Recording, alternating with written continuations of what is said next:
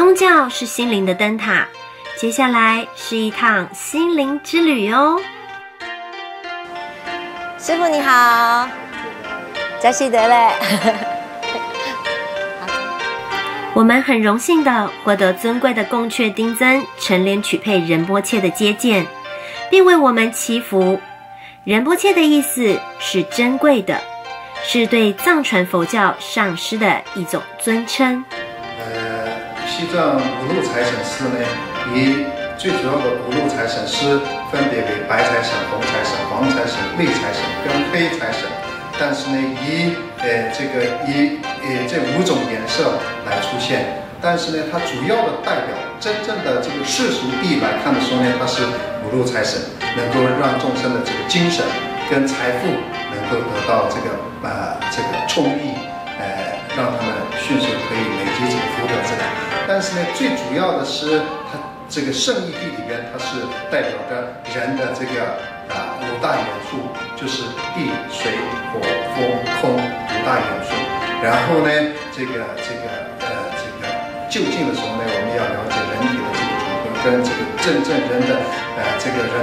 讲说空性的这个定义，就是这5大的因缘处的。所以呢，五路财神是这样的由来。那这个五路财神，在大殿里边，这个1楼的大殿盖五路财神，这是为什么呢？第一个能够震慑台湾的这个经济，第二个能够让更多的这个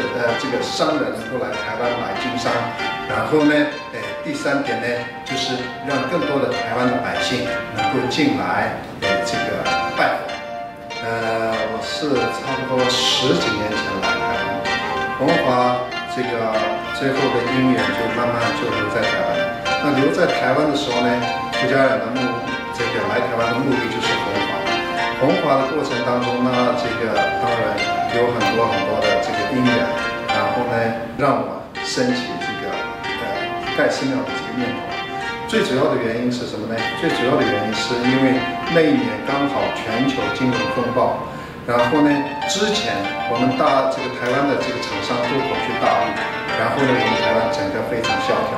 那这样的时候呢，我发现台湾的这个经济整个都在流失。那这样我就想说，既然盖庙，那我希望盖一个五路财神，西藏独有的五路财神寺。那这样的时候呢，希望我们的这个财富，台湾的这个财富能够镇在台湾。五路财神寺最主要的这个缘由就是我们的五方佛的化身。因为佛讲度尽一切有情众生，那一切有情众生，因为每个众生的习性不同，那习性不同的时候呢，那他就针对这个众生的这个习性而讲出了很多的这个佛法，84000法门，84000法门当中呢，那也有很多这个方便的法门。那五方佛幻化出五路财神来利益救度这些所谓的这个众生。救度这个众生的时候呢，那比如说有些比较贫穷的，有些财力不只是财力而已，而且呢，有些做官他没有办法凝聚大家的力量，所以呢，因为针对这样的众生呢，幻化出五路财神，来利益众生。所以呢，这个是一个方便法门，同时呢，能够积聚我们众生的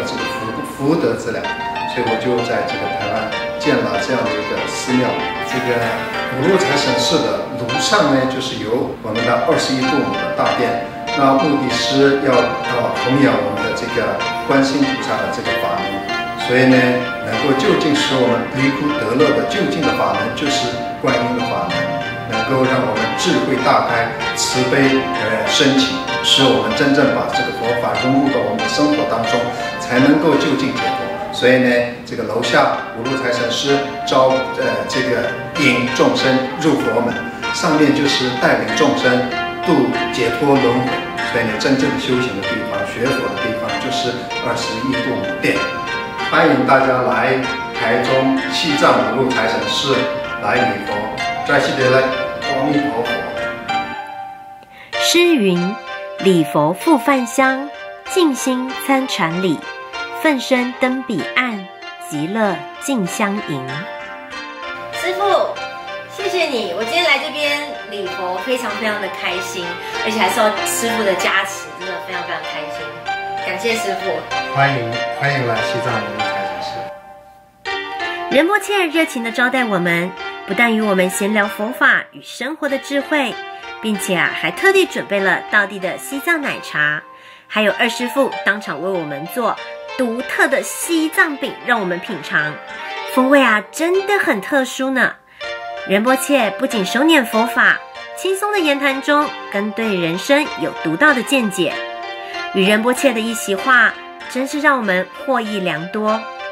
台湾人常说五拜五波比，我和仁波切也一起虔诚的礼佛，希望我的诚心能让菩萨保佑我们一切顺利。